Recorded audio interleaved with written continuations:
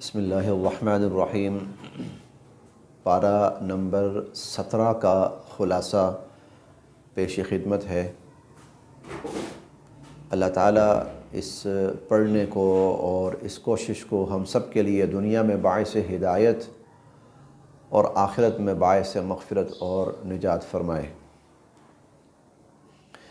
پارہ نمبر 17 شروع ہوتا ہے تو اللہ رب العزت سارے انسانوں کو ایک پیغام دیتے ہیں، اور وہ پیغام کیا ہے؟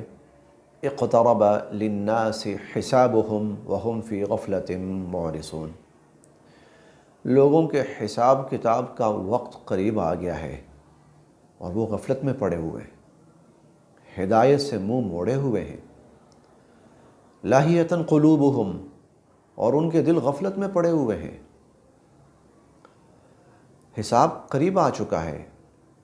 اب اندازہ لگائیے کہ یہ آیت نازل ہوئی تھی 1400 سال پہلے، 1450 سال پہلے۔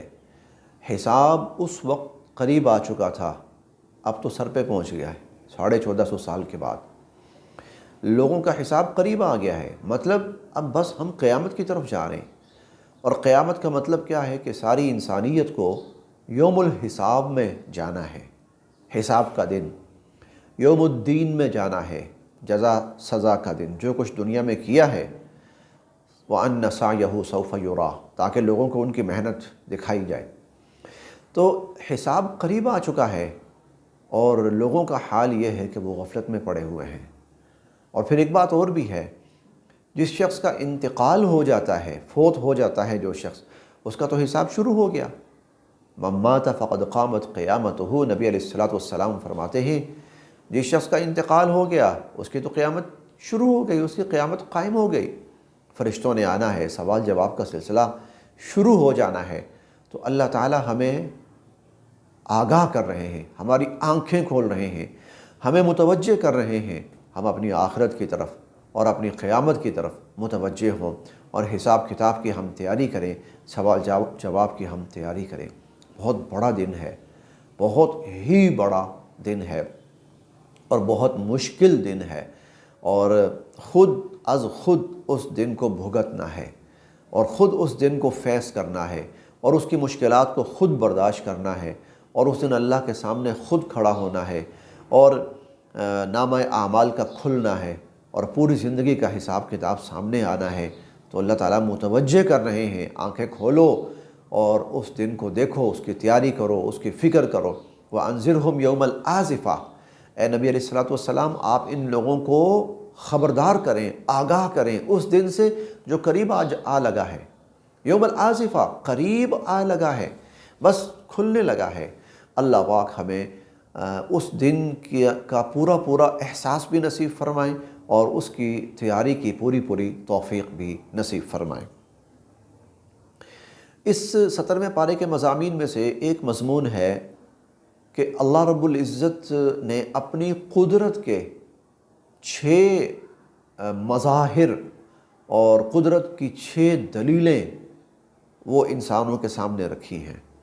ان کو پڑھو، ان پہ غور کرو اور پھر بتاؤ کہ یہ سارا نظام کس کا بنایا ہوا ہے اور کون ہے جو اس نظام کو قائم رکھے ہوئے ہے اور کون ہے جو اس نظام کو چلا رہا ہے۔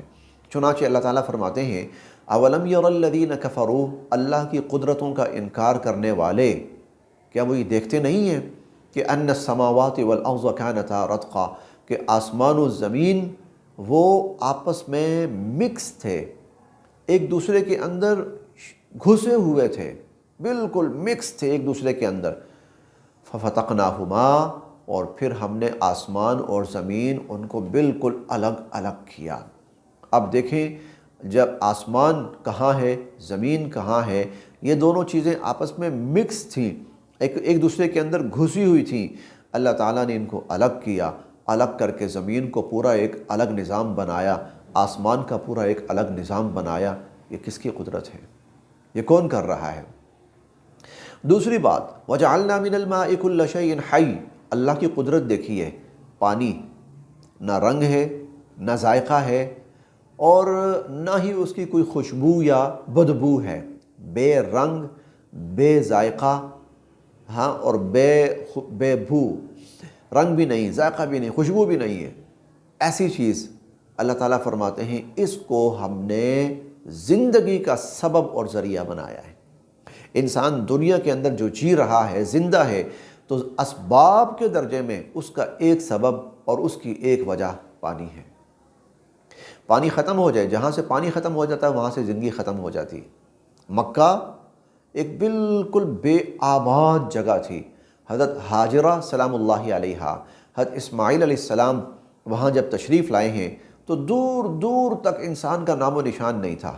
پھر اللہ تعالیٰ نے وہاں پانی نکالا، زمزم پانی نکلا ہے، تو پھر اس کے بعد وہاں آبادی ہونا شروع ہوئی، اور آج یہ حال ہے کہ دنیا کا سب سے آباد خطہ وہ ہے، آباد جگہ وہ ہے۔ تو وجعلنا من الماء كل شيء حي، ہم نے پانی کے ذریعے ہر چیز کو زندگی دی اور زندہ کیا اس کو، اللہ کی قدرت ہے۔ وجعلنا في الأرض رواسي أن تميد بهم، اللہ تعالیٰ تیسری اپنی دلیل، قدرت کی دلیل بیان فرما رہے ہیں کہ ہم نے زمین کے اوپر پہاڑوں کو گاڑ دیا، ان تمید بہم، تاکہ زمین لوگوں کو لے کر ہر وقت ڈاواں ڈول نہ رہے۔ دراصل زمین کو بچھایا گیا ہے پانی کے اوپر، زمین کو پانی کے اوپر بچھایا گیا ہے۔ پانی کے اوپر جو چیز ہوتی ہے تو وہ متحرک رہتی ہے، جیسے کشتی دیکھ لیجئے، جہاز دیکھ لیجئے، آپ پانی میں کوئی چیز، کوئی کپڑا، کوئی کاغذ ڈالیں تو وہ حرکت میں رہے گا۔ تو زمین جب پانی کے اوپر بچھائی گئی تو زمین ہر وقت ڈاواں ڈول تھی۔ اب ایسی صورت میں انسان کا رہنا ممکن نہیں تھا، چنانچہ اللہ رب العزت نے اوپر پہاڑ، زمین کے اوپر پہاڑ گاڑ دیے۔ وجعلنا فیہا رواسیَ شامخات، اور ہم نے زمین کے اوپر مضبوط پہاڑ گاڑ دیے۔ تو اللہ تعالیٰ فرماتے ہیں کہ ہم نے زمین کے اوپر پہاڑ، تو یہ کس کی قدرت ہے؟ یہ کس نے کیا ہے اتنا بڑا نظام؟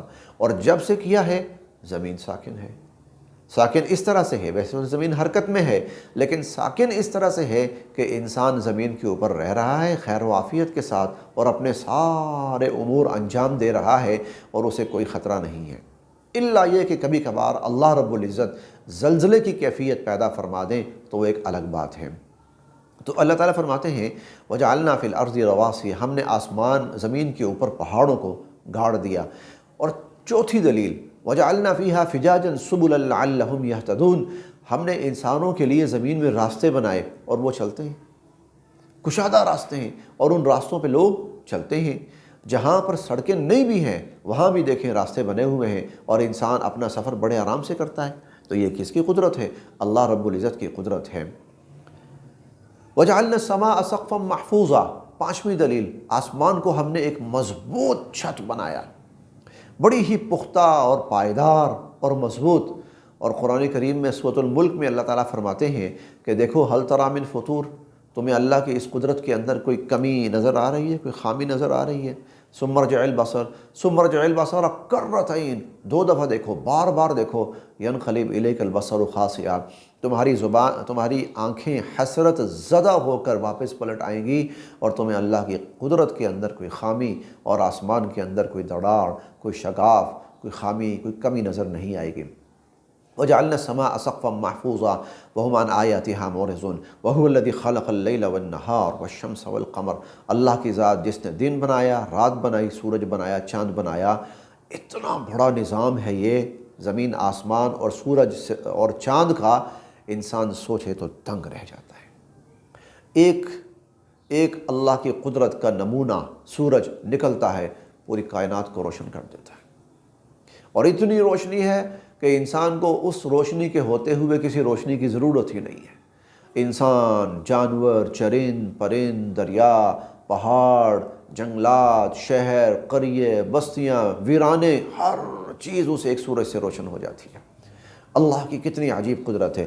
پھر اسی کے ذریعے انسانوں کا وجود نشو و نما پاتا ہے، اسی کے ذریعے پھل اور سبزیاں نشو و نما پاتی ہیں، اسی کے ذریعے جانور بڑھتے ہیں اور نشو و نما پاتے ہیں، اور اسی کے ذریعے انسانوں کو اوقات کا پتہ چلتا ہے، وقت کا تعین ہوتا ہے۔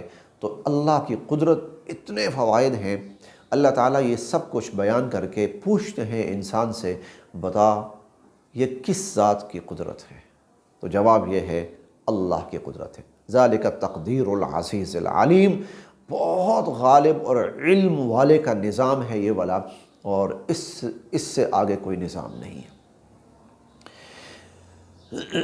اسی طرح اس پارے کے اندر 17ویں پارے کے اندر سورت شروع ہوتی ہے، بلکہ سورت سے قبل حضرت داؤد علیہ السلام اور حضرت سلیمان علیہ السلام کا اللہ رب العزت نے ایک واقعہ بیان کیا ہے۔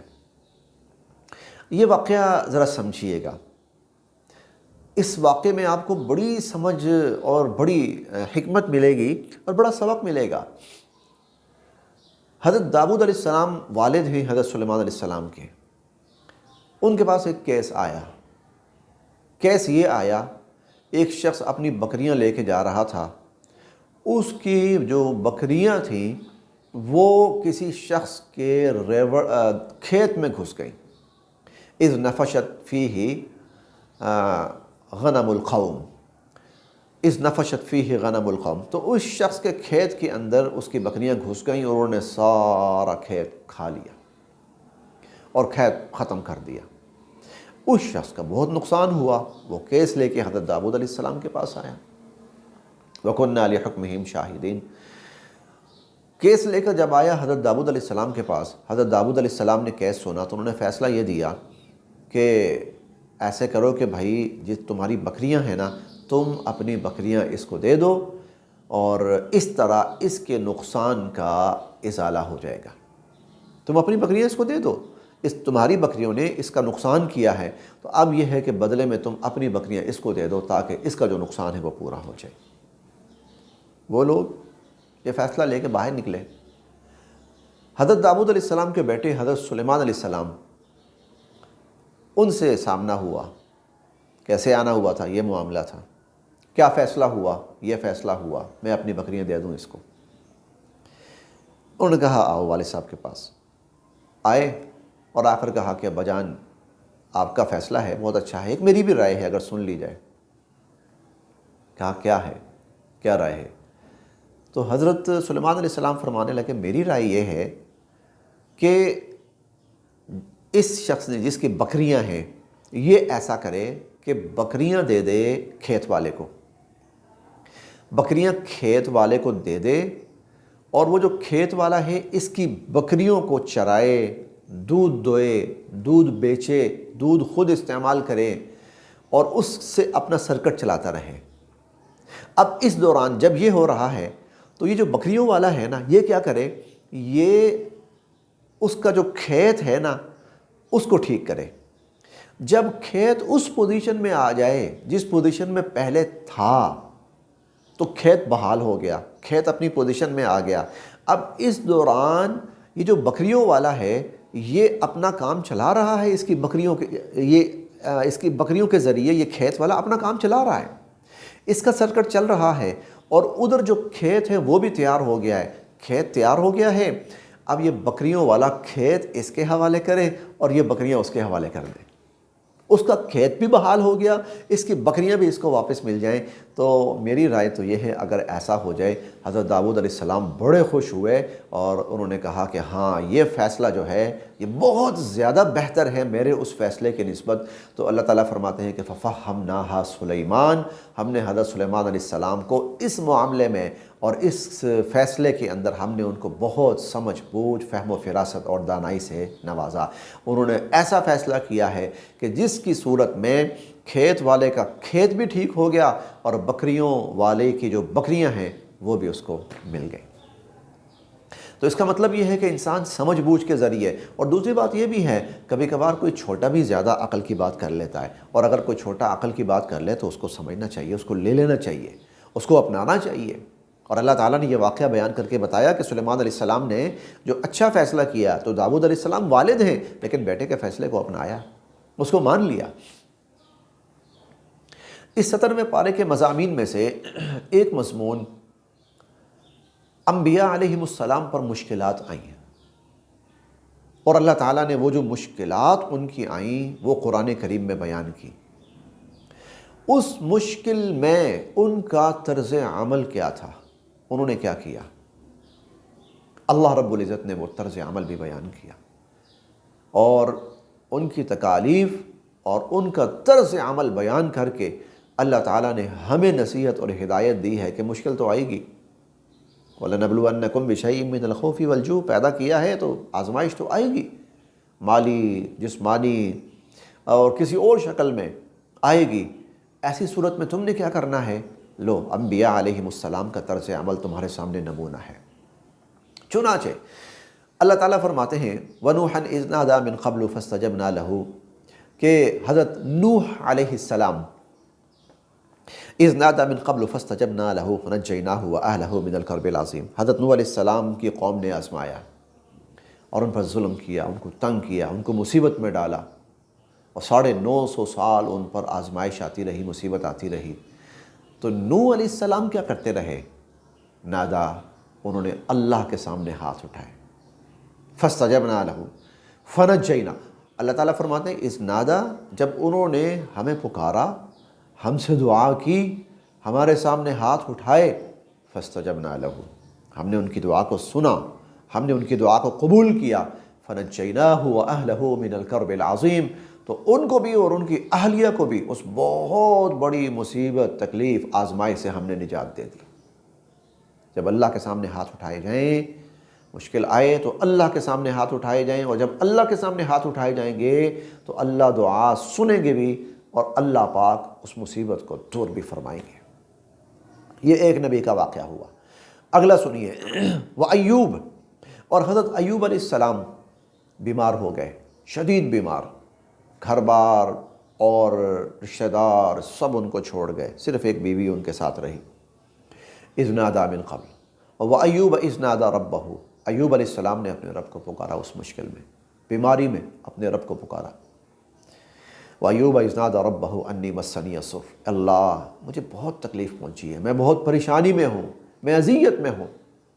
تو اللہ تعالیٰ فرماتے ہیں فَاسْتَجَبْنَا لَهُ، تو ہم نے ان کی دعا سنی، وَنَجَّيْنَاهُ مِنَ الْغَمِّ، اور ہم نے ان کو اس تکلیف سے، اس پریشانی سے ہم نے ان کو نجات دے دی۔ تو تکلیف آئی، کیا کیا؟ اللہ کے سامنے ہاتھ اٹھائے۔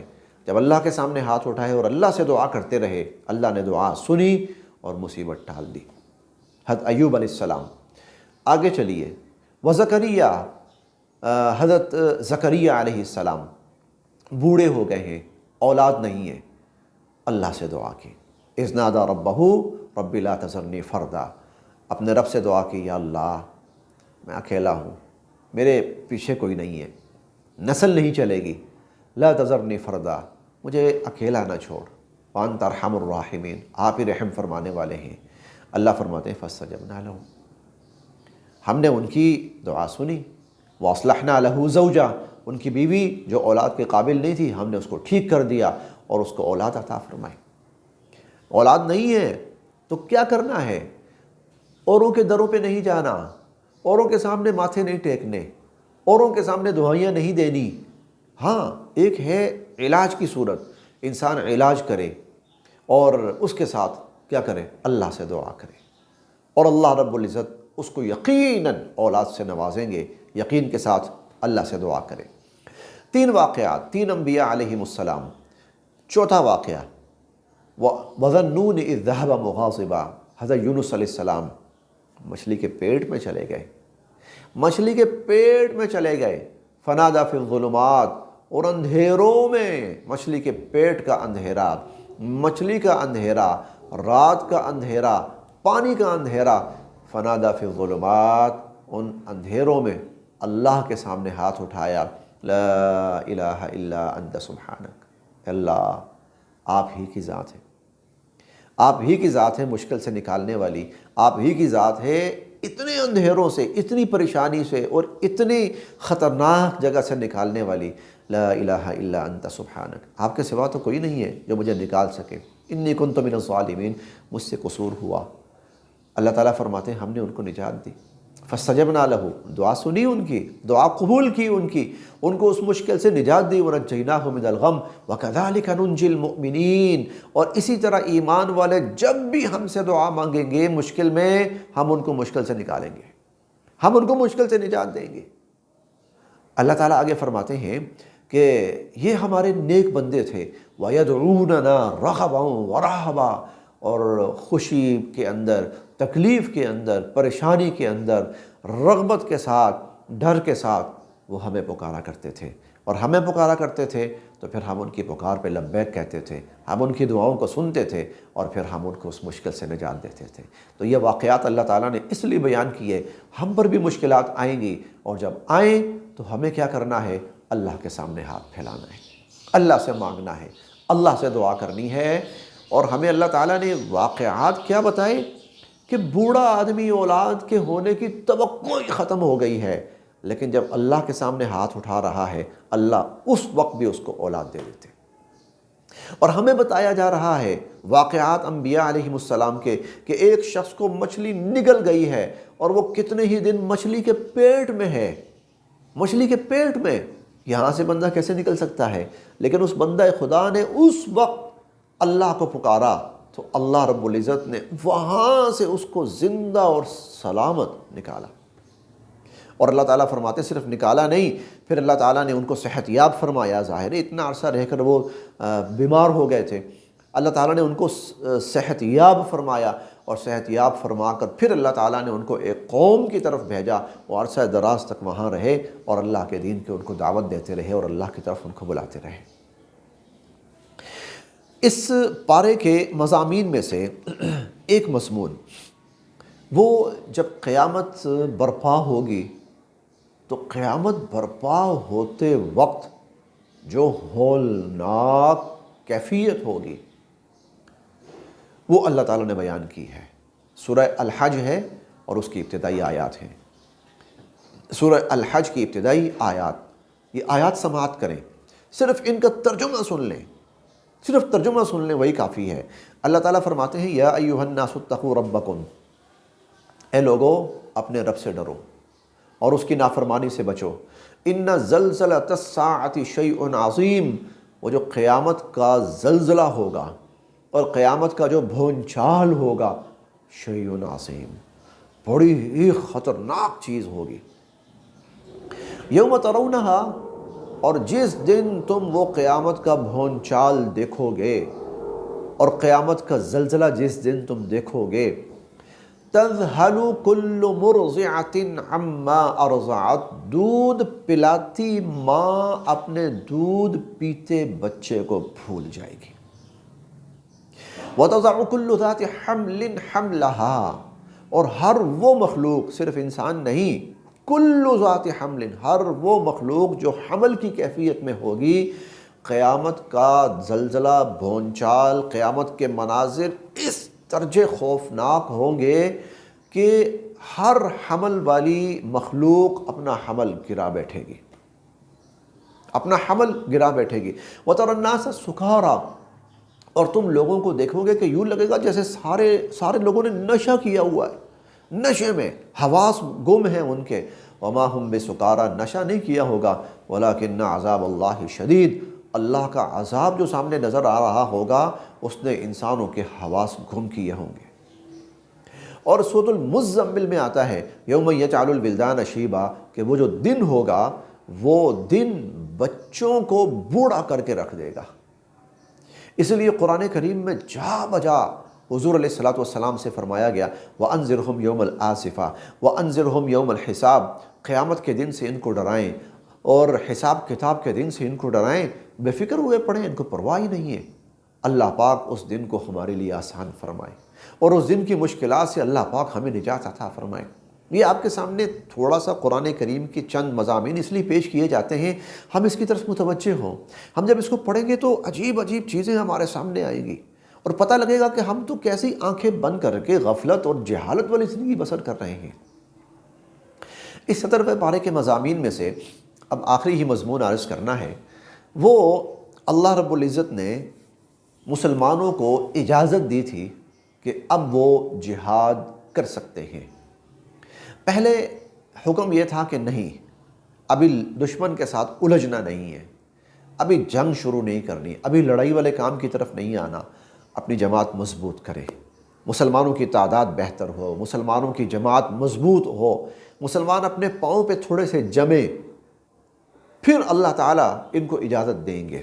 چنانچہ مسلمان مدینہ منورہ میں آئے، پاؤں جمے، مسلمان تھوڑا سا مستحکم ہوئے، ایک جماعتی شکل بن گئی، تو اللہ تعالیٰ نے پھر اجازت دی کہ اذن للذین یقاتلون بانہم ظلموا، آج تک تم پر ظلم کیا گیا ہے اور آج تک ہم تمہیں یہی کہتے رہے کہ فصبر فصبر فصبر، صبر کیجئے صبر کیجئے صبر کیجئے، ابھی نہیں الجھنا، ابھی جواب نہیں دینا، ہم یہی کہتے رہے، لیکن اب ہم اجازت دے رہے ہیں کہ اب تم بھی دشمن جب تم سے لڑنے آئے اٹھو اور اس کے ساتھ لڑائی کرو اور اس کو جواب دو۔ تمہیں اجازت دی جاتی ہے جہاد کی، اور پھر اللہ تعالیٰ نے اجازت کے ساتھ ساتھ جہاد کی حکمت بھی بیان کی۔ ہم کیوں اجازت دیتے ہیں؟ وَلَوْلَا دَفْعُ اللَّهِ النَّاسَ بَعْضَهُمْ بِبَعْضٍ لَهُدِّمَتْ صَوَامِعُ وَبِيَعٌ وَصَلَوَاتٌ وَمَسَاجِدُ يُذْكَرُ فِيهَا اسْمُ اللَّهِ كَثِيرًا وَلَيَنْصُرَنَّ اللَّهُ مَن يَنْصُرُهُ إِنَّ اللَّهَ لَقَوِيٌّ عَزِيزٌ۔ اجازت اس لیے دی جاتی ہے اور پہلے بھی دی جاتی رہی کہ اگر مسلمان کو جہاد کی اجازت نہ دی جائے تو جو کفر ہے وہ کفر مسلمانوں کی ہر علامت، ہر نشانی، اللہ کا ہر گھر، اللہ کی ہر عظمت، شعائر اللہ جو ہیں، عظمت کی چیزیں ہیں، تو کفر جو ہے ان سب چیزوں کو ختم کر کے رکھ دے، تہس نہس کر کے نیست و نابود کر کے رکھ دے۔ لیکن اے مسلمانوں، جب تم دشمن کے مقابلے میں اٹھو گے، کھڑے ہوگے، تو اس کی برکت سے تمہارے گھر بچیں گے، اس کی برکت سے تمہاری مسجدیں بچیں گی، اس کی برکت سے تمہاری نسلیں بچیں گی اور تمہارے ملک آباد رہیں گے۔ لہٰذا اب تمہیں اجازت دی جاتی ہے، کوئی اٹھ کر حملہ کرنے آئے تو اٹھ کے بڑھ کر، اس سے بڑھ کر اس کو جواب دو، اور یاد رکھو وَلَيَنْصُرَنَّ اللَّهُ، اللہ ضرور بے ضرور تمہاری مدد کریں گے، اللہ تمہاری مدد کریں گے۔ اور اللہ تعالیٰ نے فرمایا وَكَانَ حَقًّا عَلَيْنَا نَصْرُ الْمُؤْمِنِينَ، ہم نے اپنے اوپر لازم کر لیا ہے کہ ایمان والوں کی ہم مدد کریں گے۔ تو اگر کفر تم پر حملہ آور ہو تو کسی امن کا راگ نہیں الاپنا، ہاں، کسی امن اور سکون کی بات نہیں کرنی۔ دشمن کو اس کی زبان میں جب جواب دو گے تو پھر دشمن کو سمجھ میں آئے گا کہ اگر ہم کسی پہ حملہ کریں گے تو آگے سے 4 تھپڑ ہمیں بھی پڑیں گے۔ مضامین تو بہت ہیں، اختصار کے پیش نظر اسی پر اکتفا کیا جاتا ہے۔ اللہ پاک ہم سب کے لیے عمل کی راہیں آسان فرمائے۔